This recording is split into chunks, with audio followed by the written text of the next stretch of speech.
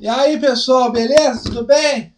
Vamos aí para mais uma aula, né? Deixa eu ver ali, são meia-noite e 5. Meia-noite e 5, nós estamos gravando uma aula aí para vocês aí, tem mais, vou ver se consigo gravar mais uma ainda, mas só que eu tenho que ainda formular ainda as aulas.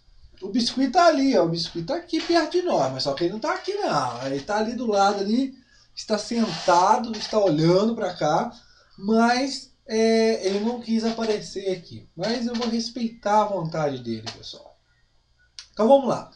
Iremos abordar aqui Mesopotâmia, parte 4.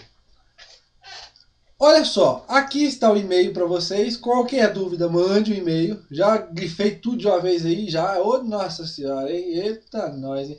Mas para vocês terem o e-mail, historiacom1@outlook.com, Facebook, Istosá, e o celular 32 91650267. Qualquer coisa, mande mensagem, mande e-mail, poste lá no Facebook alguma coisa. E continuo agradecendo aí vocês pelos elogios. Qual que é o conteúdo que nós iremos abordar aqui hoje? Vamos falar sobre economia e religião. São duas coisas que em Mesopotâmia eu já observei em algumas provas que cai alguma coisa superficialmente sobre esses dois conteúdos.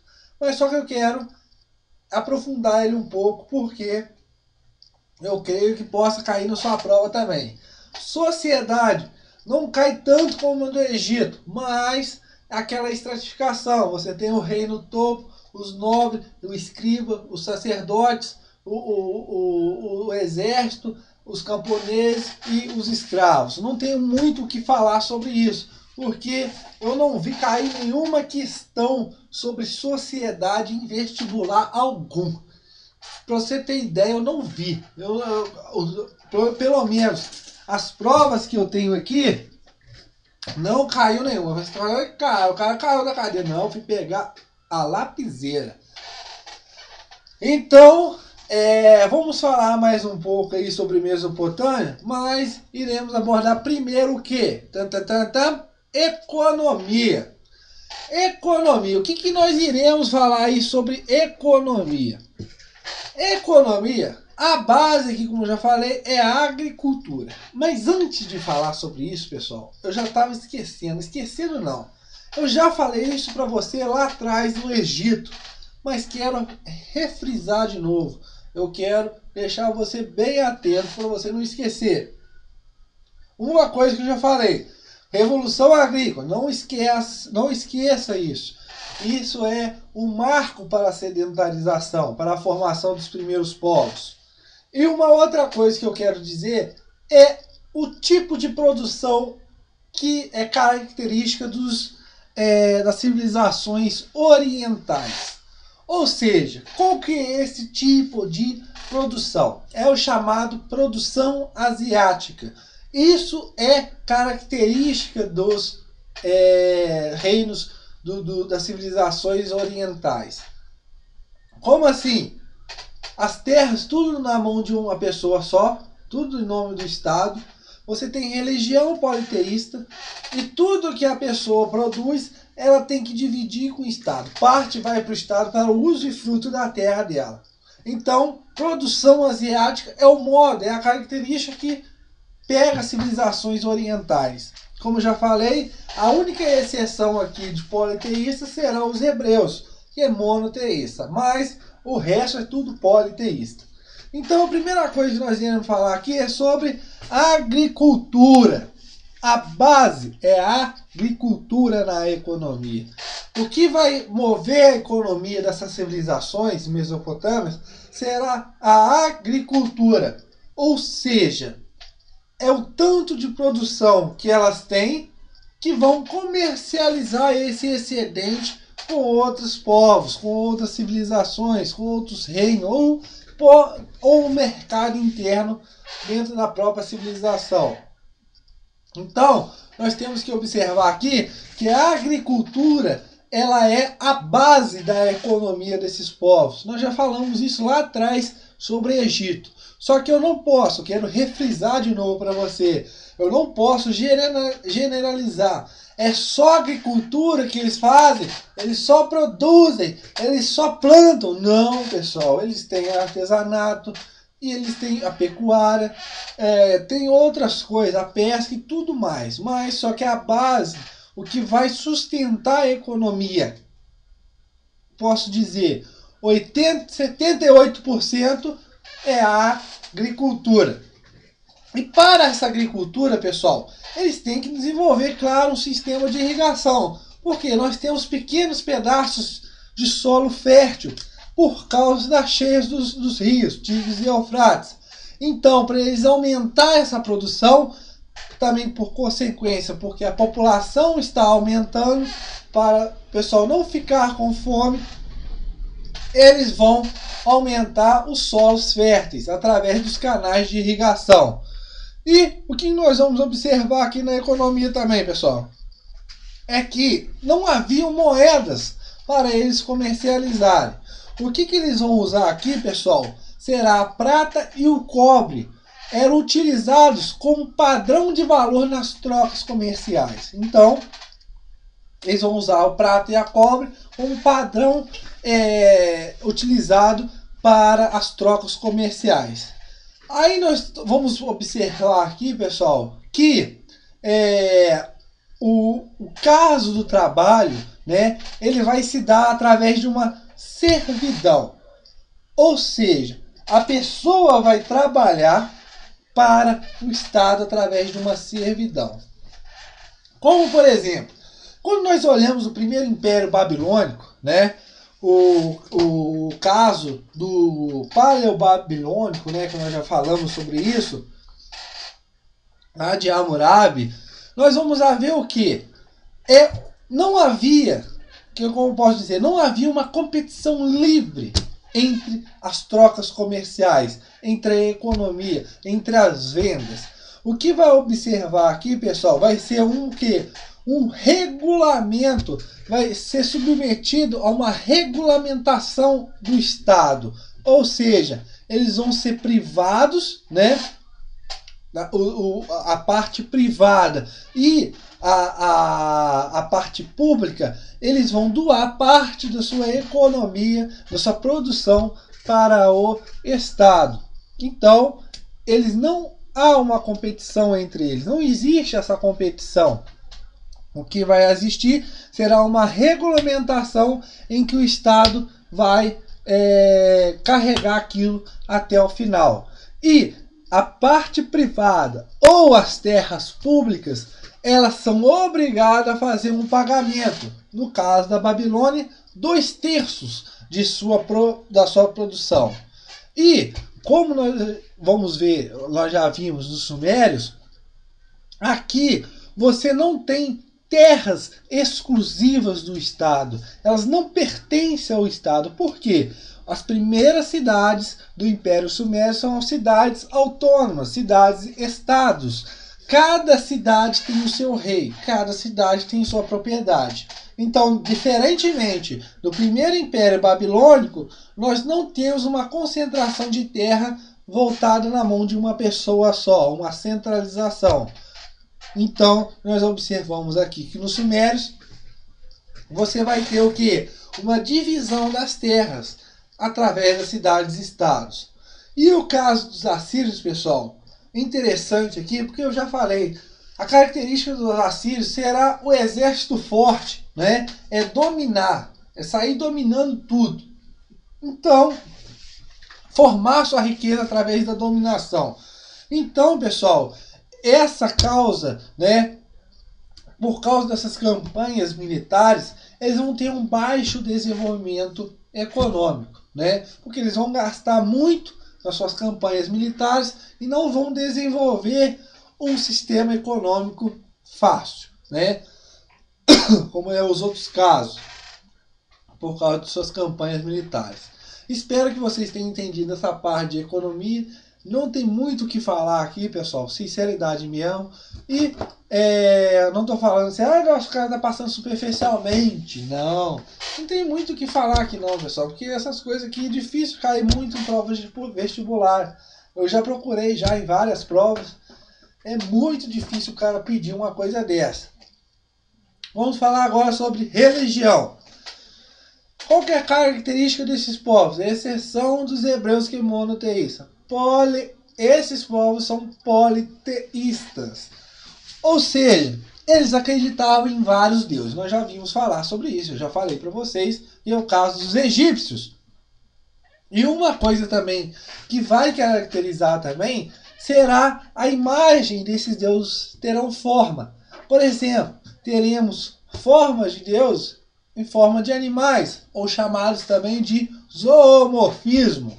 Teremos Deus em forma de homens, né? É o chamado antropomorfismo. E Deus misturado, que eram metade homens e metade animais.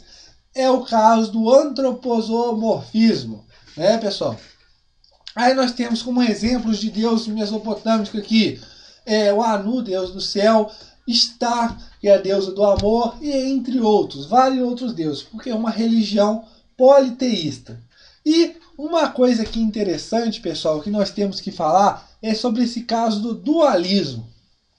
O que seria esse caso do dualismo?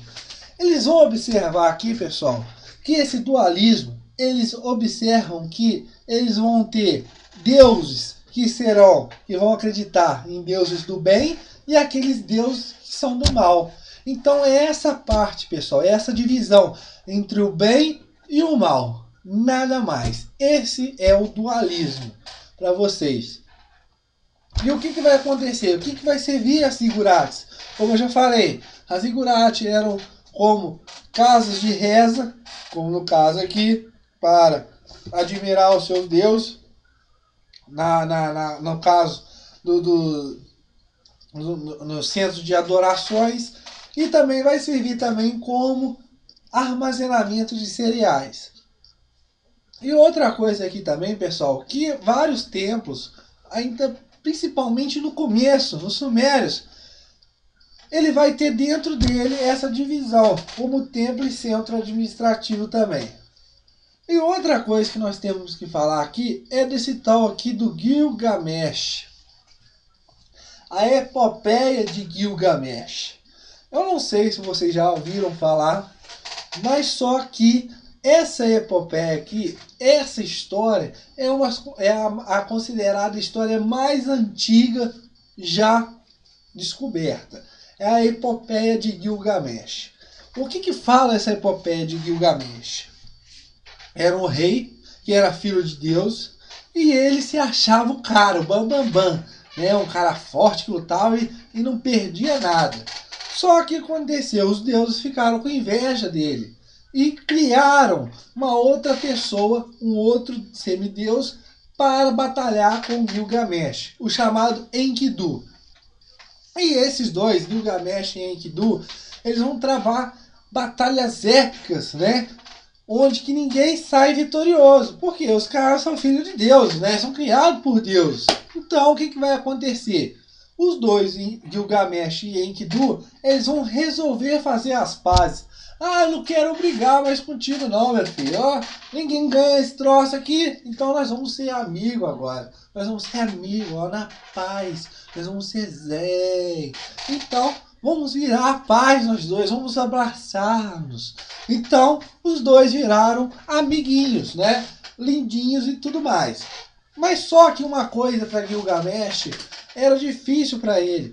Porque a deusa do amor estava louca pro cara, né? Estava doidinha pro cara, estava apaixonado. Só que Gilgamesh, não sei porquê, não quero falar também porquê, não sei qual o motivo, ele não deu ideia para estar, né? E o que vai acontecer? Os deuses indignados com isso, por ter sido rejeitados, vão mandar uma maldição para Gilgamesh. E qual que é essa maldição? Será a morte do seu grande amigo, seu amigo do peito, Enkidu.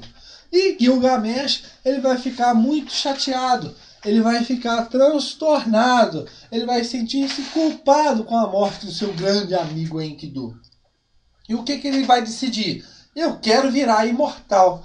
E ele vai à procura da planta da juventude, né?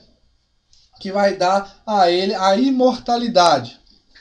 E essa planta, ela ia ser encontrada no fundo do mar. Aí Gilgamesh sai andando, para lá, pula dentro do mar. Quando ele está quase alcançando a planta, assim, vem uma cobra e cata a planta e vai embora. Aí Gilgamesh perde a oportunidade de se tornar imortal. E nisso, pessoal, nós terminamos essa história desse, vamos dizer, de semideus, né? O Gilgamesh. Então, pessoal, a religião deles, a maioria, exclusão dos hebreus, os restos vai ser tudo politeísta. Então, essa coisa do modo de produção asiático, você tem que observar. Todas as terras eram propriedade do Estado. E você tem a característica da religião entre eles, politeístas, né? Nós já falamos do zoomorfismo, do antropomorfismo e do antropozoomorfismo. E nós já falamos tudo mais aqui. Não tem exercício, porque eu não encontrei... não é que eu não encontrei. Eu encontrei alguns exercícios, sim. Algumas questões sobre religião e economia da Mesopotâmia. Só que eu encontrei essas questões, pessoal, em exercícios que tem aí pela internet aí. E eu não achei legal pôr para vocês aqui, porque não é porque o cara tá preguiçoso, não é por causa disso não, pessoal. É porque essa questão não cai muito em provas. Como eu não vou falar de sociedade, mas qualquer coisa, mande dúvida aí, ou se quiser algumas questões, mande e-mail, que eu vou retomar para vocês as questões. Então, já falei para vocês, aqui está o e-mail, historiacom1@outlook.com. E como eu já falei para vocês, expliquei para vocês aqui tudo direitinho, a economia, a base que será a agricultura e a religião politeísta. Beleza, pessoal? Vamos acabar essa aula aqui mais cedo, porque eu não tenho mais o que falar sobre aqui. Se eu ficar falando mais aqui sobre economia e religião, falar sobre sociedade, então eu vou estar dando uma aula quase de formação, licenciatura de História. Mas o que é necessário aqui para cair na sua prova de vestibular, ele não quer saber se as relações econômicas que eles tinham com outros povos desenvolviam a economia deles em qual escala. Isso ele não quer, ele não vai perguntar para você. Ele quer só saber qual que é a base da economia, a agricultura. E por que essa economia ser a base da agricultura? Por causa de quê? Por causa de uma grande população, você não tem moedas e você vai fazer o quê? Você tem que alimentar a sua população. E o excedente que é sobrado vai ser comercializado. E uma coisa interessante aqui, pessoal, que eu já falei já lá atrás, quando eu falei de Mesopotâmia parte 1, é que eles vão usar a roda para o comércio. E isso vai levar eles em locais mais longe do que eles pudessem ir a pé, né? 1000 vezes mais longe. Então a roda vai ser também aqui uma ajuda para eles na parte da economia. Então, pessoal, espero que vocês tenham gostado dessa aula. Foi bem rapidinha, mas com bastante conteúdo aí para vocês entenderem tudo tranquilo, tá? E espero vocês na próxima aula, que irei falar sobre o quê? Não sei ainda se eu vou falar sobre Roma. Primeiro eu tenho que falar sobre Grécia, claro, óbvio. Mas eu tenho que ver se eu vou fazer um vídeo sobre os fenícios e os persas junto. Mas eu vou estar vendo direitinho e na próxima aula estarei gravando. Mas Mesopotâmia terminou nessa aula hoje. Então Mesopotâmia, nós já vimos a história do início até o final e nós já falamos sobre a parte específica que eu falei aqui sobre economia e religião. Então Mesopotâmia, fechamos o caixão. Então, espero vocês na nossa próxima aula. Compartilhe o nosso curso de História para concursos e vestibulares. E já voltaremos. Bye, bye.